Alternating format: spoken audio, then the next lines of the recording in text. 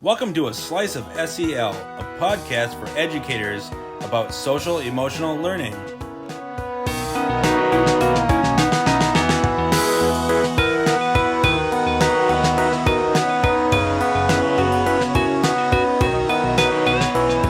Welcome to A Slice of SEL. We're the SEL services team at the St. Croix River Education District. I'm Nick. I'm Angela. And I'm Kevin. So it's January, which is typically the nadir of the school year. I hope I'm pronouncing that right. Nadir means lowest point. I just love funny words. Anyway, students and staff are in a tougher part of a tough school year.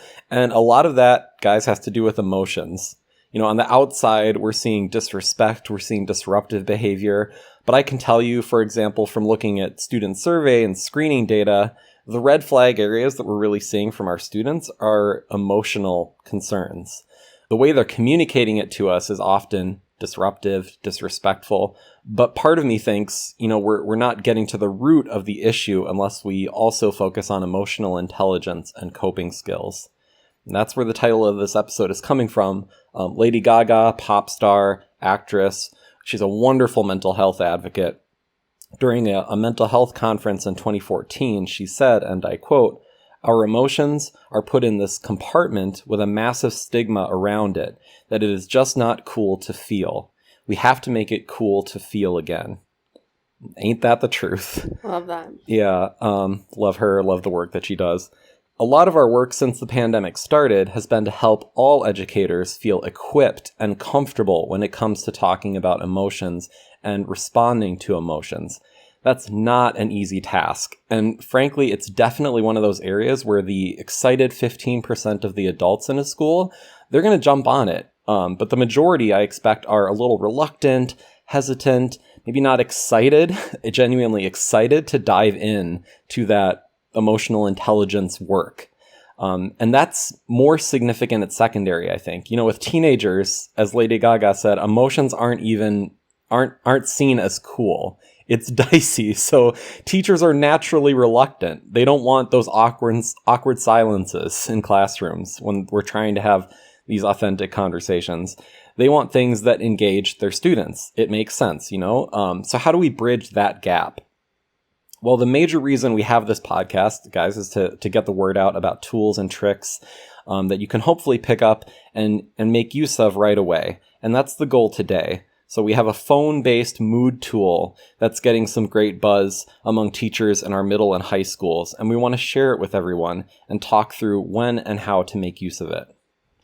Yeah, but before that, let's talk about what's filling our buckets this week. I'll go ahead and start.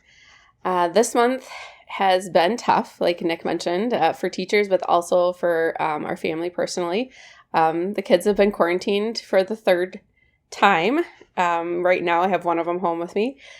So it's been very challenging to coordinate schedules and to try and work and take care of kids. But it's also really forced me to refocus on what's really important. And I'm just really grateful for all the extra time that I got to spend with them this month, even though it was tough. Thanks for sharing that, Angela. Some good perspective, I think. Yeah. What's filling my bucket is my dog, Mila. This is one of those things like Bill Belichick winning NFL Coach of the Year. Like, it should happen all the time. I should mention this every time because Mila fills my bucket constantly. But every once in a while, you just have to shout it out. She's my number one self-care strategy. It's good to have a pup. I was just talking to some teachers in North Branch on Friday during their wellness day about just dogs are MVP as far as mental health and well-being of the adults is concerned. So thanks, Mila. And speaking of football, Nick, I mean, the NFL playoffs have been super entertaining, so that's filling my bucket lately. But also recognizing those challenges too, Angela. My daughter's daycare recently got shut down from COVID as well, so kind of balancing that. I guess something where I recognize the silver lining is having family nearby and having those resources, so that's really been filling my bucket lately. We have some family close by, so just having them step up and help out and fill in the gaps where we need childcare has been super, super helpful. So that just makes me feel super fortunate. Absolutely. Yeah. Mm-hmm. So we're going to shift to our main topic, guys. So on the podcast, we've talked a lot about the mood meter from Yale University. And if you're unfamiliar, I'd encourage you to just pause this episode, check out episode 23. where we talk about the mood meter a lot and compare it to things like the 5-point scale, the zones of regulation, etc. So spoiler alert, we are super fans of the mood meter. It's extremely good for age differentiation. It can be complex enough for high school students and for adults to use, and it can also be simplified for early childhood. So it's very flexible, and that's one of the biggest reasons why we love it, because it's something that across an entire school district, we can really build into every school and every age level. Yeah, Nick. And in the show notes, we're going to link to a section of the SEL website where we have a variety of the mood meter resources aimed at different grade levels. A lot of those are big, colorful posters. And in the elementary schools, what you might see is a teacher putting her students' names on magnets, Velcro popsicle sticks, sticky notes, etc., and then having the students move these things around on the poster to represent what they're feeling. Yeah, that's a pretty simple, typical use. And at that grade level, it's not something you're going to do and expect a bunch of pushback and a lot of eye rolls from students at that elementary level. It's a little bit more normalized to do something like that. But for middle and high school students, that's a tougher nut to crack, like we explained in our intro. Up to this point, the most success I think we've had with any kind of tool that those secondary teachers and students could use and find, socially acceptable to interact with is GIF Mood Meters. So a brilliant art teacher, Amanda Pace, had made these slide decks where she put GIF images, those moving images, over the mood meter and then numbered them. So you can put that on a smartboard. Kids can call out which number represents how they feel. It's a pretty nifty, awesome thing that a lot of people find very appealing. Yeah, and it's fun too. Students are used to sending GIFs to each other and using them to express how they feel, so it's not that different from what they're already doing. It's definitely an easier access point for a lot of the secondary teachers and students than moving around magnets. Actually having to say out loud to the whole class how they're feeling discouraged or anxious might be uncomfortable. Yeah, and we love those GIF meters, don't get us wrong, but there's 2 gripes with those. One, it still usually requires students to talk unless you're virtual or using a Zoom chat or in person with Pear Deck, but that makes it more complex, and a lot of teachers aren't up for that. Fair. So who needs that clunky ritual? Well, students usually have to say the numbers one by one. It takes a while, and some students are going to still be reluctant to talk. Gripe number 2, we're not really building transferable skills. We're not building emotional vocabulary. GIFs are all well and good, but as a teacher, I want these kids to be able to tell me or tell a friend or a loved one how they feel and be able to put those words to that feeling. It's the same goal that ELA teachers are working on, self-expression. We need to build up that emotional vocabulary, and GIF mood meters don't do that. Yeah, I love how you put that, Kevin. They're a really easy access point, and they're very engaging and fun. But if you do think about it, they're not the most we can do as far as achieving the ends that we want. So before winter break, an SEL team at one of our high schools was encouraging me to make more phone-based activities for our Be Good People SEL curriculum. They pointed out high schoolers obviously love to use their phones, so they knew it would help with engagement to just have anything that involves phones. And the only problem we immediately talked about in that group was ed tech. We aren't going to make teachers log into anything with Be Good People, so that cuts off a lot of handy ed tech options like Pear Deck, for example. But I realized eventually that if we just put a giant QR code on a slide, students could scan that with their camera apps, and if I had it open a Google Slides presentation in preview mode, I could basically make a pseudo app. So I took a Google Slides presentation, made it roughly the shape of a phone screen, that upper rectangle, and put it in preview mode. So the mood meter tool that we built for secondary students, which again is linked into our show notes for this episode, is something that students pull up on their phones.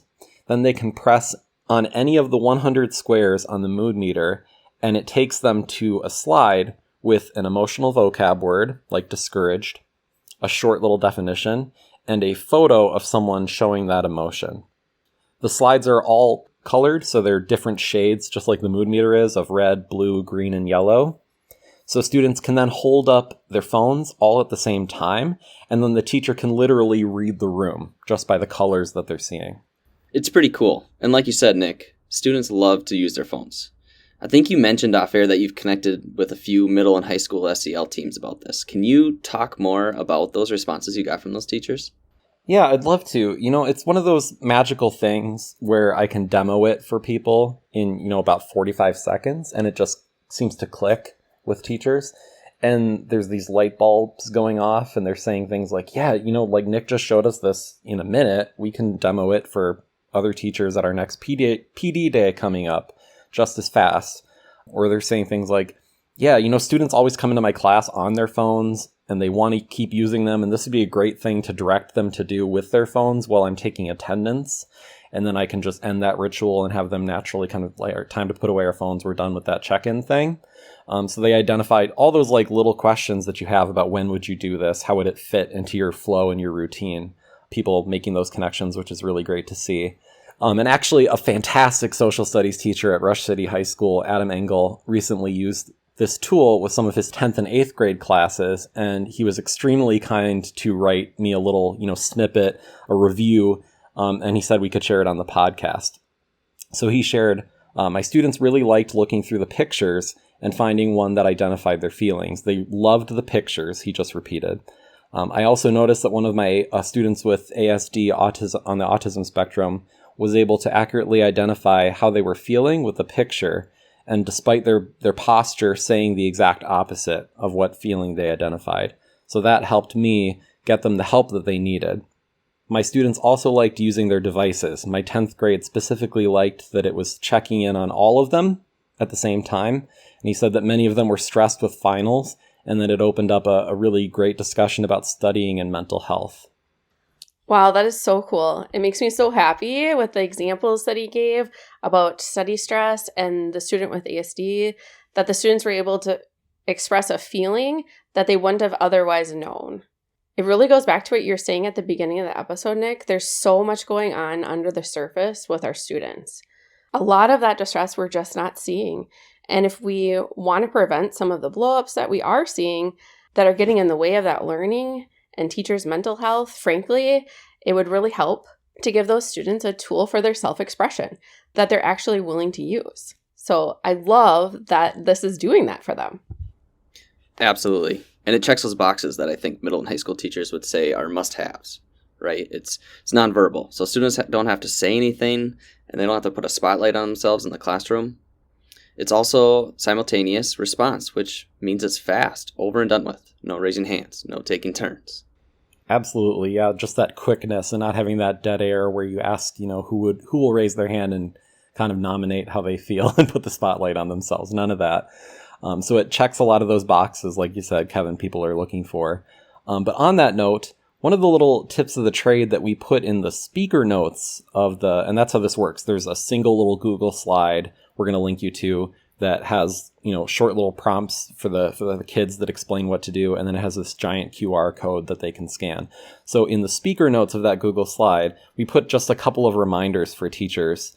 And one of them is that it's a good idea to remind students ahead of time, hey guys, don't look around trying to see other people's phones. Please respect privacy.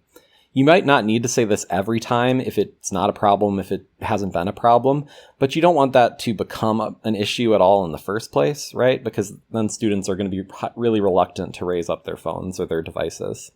Right. Unfortunately, I imagine there might be some students trying to see what other students are saying, their mood is, and that could be misused by them. I think this being so quick and simultaneous and nonverbal does a lot to prevent those problems. But it's still possible a kid in front of the room could turn around and look back at other people's phones. It's a good idea to get ahead of that. Right. And nothing we do in a classroom is without potential pitfalls, right? It's good to just be aware of them and try to avoid them. Another tip of the trade is it's probably a good idea to give students an out. Like, I'd like everyone to pull up the meter and find their mood. All of us do that. But if you're not comfortable holding up your phone, that's fine. So still have everybody participate, but just not give them an out for holding it up. I actually had a couple of educators after we demoed this for adults. A couple people had contacted me saying oh, I wish I had an out. And there was a time when I just forgot to do that. And I think that feedback is super important because all the finesse and all these details really, really matter. And it's good things to be mindful of. So that's why we put that little reminder in the speaker notes of the slide. Now, you might try and subtly check in on some of the students who didn't raise their devices to show you how they were feeling, especially if it's students you're otherwise concerned about, because that might be a clue that they're having a really difficult day and they don't want to be open about it in any way, even though the other students hopefully aren't looking at their device. They still would rather not raise it. So you one-on-one, maybe you can talk to them and support them. And guys, that reminds me of how some of our elementary schools are doing this ritual check-in at the beginning of classes, or how they're planning to do it. I'm kind of working with a couple of SEL teams in a couple of our elementary schools on trying to take something that's happening in a couple classrooms. Some of them are specialist classrooms or special education classrooms, and trying to expand that, scale it up to school-wide so it becomes a real tier 1 universal thing that students encounter. We were talking about finesse and details and all those things that make this a comfortable thing for the teachers and for the students, because that's what we keep coming back to it. It's a thing that not necessarily everybody we can expect is just really confident and comfortable having these conversations. So we want to make sure they feel equipped and comfortable. So Angela, you gave a couple of great examples in our intro about how elementary students might be doing this. You're going to have this big laminated mood meter poster somewhere in the classroom. And in some rooms, I've seen students' names on little magnets that they move around, which is really slick. I've seen popsicle sticks. Sometimes they're Velcroed. Sometimes they're in little pouches. It just depends on how the teacher has organized this stuff. But we talked in one of these elementary buildings about how to make this comfortable for like 4th, 5th, and 6th graders, where people were pointing out they're going to want that anonymity. We can't expect that every 5th or 6th grader in these elementaries we're talking about is going to be okay with those magnets with their name on it. So sticky notes. I want to shout out Annie Knutson, school counselor at Jacobson Elementary School, and she said I could shout her out. She just had such a great idea. If we take a sticky note and have students write their name on the back side of it, the sticky side, so when they stick it to the mood meter poster, it's just the blank sticky note and their name is on the opposite side. This is really wonderful because it gives every student that privacy, that anonymity, but it also lets the teacher speak to the class-wide trends. So everybody can look up there and see, we have a lot of sticky notes in the red area today. And me as a teacher, I can just have a conversation about that. If we're all in the red area, it might be nice to like pull up a little video that leads us through some deep breathing, or it does a little brain break or a little movement break to kind of process some of that emotion in our bodies, those big feelings. So it checks those boxes of privacy, of still being able to visually see what the whole class is feeling. And then me afterward as a teacher, I can grab those sticky notes from the red area, the blue area, if I want to know which specific students are having more of a tough day, so I can check in with them individually. Yeah, I just think it's a great approach that checks all those boxes. And those are the kind of details that make the difference between success and failure with practices like this. So thank you, Annie, for your brilliance. Yes, thank you. Nick, I like the point about the details. Have teachers brought up any other potential pitfalls with this that you think we should highlight? Yeah, I made a note of a few more. And to pull back the curtain a little bit, we were going to record this episode about a week ago, and scheduling just got in the way. But even in the span of a week, so much dialogue and feedback from different schools that we've added into the outline of this episode. And that's so wonderful. Like the details and the finesse really matter here. So the more we can collect that practical information about how to apply this and those pitfalls, I think is really the difference maker between this stuff succeeding and this stuff being a struggle and feeling like, hey, we're not getting the outcomes we want. It's tough to get through. So without further ado, let's highlight a couple more of these like potential pitfalls. One is that we don't want to signal to students that it's better to be in the green or the yellow areas of the mood meter. Those are the calm area. Calm kind of emotions are in that green part. And then the happy areas, the yellow area, where we have more energy and we're feeling pleasant, we're feeling good. I mean, that's the pleasant side of the mood meter. So it's nice to be there, right? Like it's nice when we're happy, it's nice when we're calm. But we want students, their takeaway to be that all emotions are okay. And that's a tricky balance to strike, I think. Let's not just talk about it. Let's try and offer some guidance. I think one of the phrases that the creator of the mood meter, Mark Brackett, uses is helpful. He phrases this question: do you want to stay where you are, or do you want to shift? And that's talking about the mood meter. Like, do you want to stay in the area of it you are? Do you want to stay in that red area? Or do you want to shift? Because sometimes all feelings are okay. Sometimes we can't. We're sad And we don't want to just try and move out of that. We have to feel it. It's okay. We're dealing with a sad thing in our lives. That sadness can be really helpful. So do you want to stay where you are or shift? So you might see what your class shared with you and say something like, oh, looks like we got a pretty even mix today, learners. Wherever you are, it's okay. If you do want to shift to the yellow or the green, one idea you might try is to take some big, deep belly breaths. And that's a pretty elementary example, but you get the idea. Like, I try to address all the areas that I'm seeing for students and then just give an idea if students do want to shift, because some of them will. And we know that it's easier to learn in the green area, or the green area the most when we're calm and we're pretty centered. So it's good to give those ideas. But if I were to say something like, oh, we're mostly green and yellow today. Some of us are struggling. Let's try and get into that yellow or green area. Like, that's, you get where that's coming from, but there's little differences, I think, between what we're communicating to students with how we say this stuff. Yeah, definitely. I think that's a really important point to make and reiterate to our listeners. So Nick, have teachers been concerned about that? Like, are you hearing them, express, what do I do with a bunch of students in my class or in the red area if they're feeling anxious, angry, frustrated, more of that unpleasant side? Yeah, Angela, that has come up. It's usually one of the first things that has come up in conversations with different teams. It's like, I see this powder keg in front of me, like 70% of my room is red. They're holding up their phones and I just see a sea of red. Like, I have a heads up now, but what do I do about that?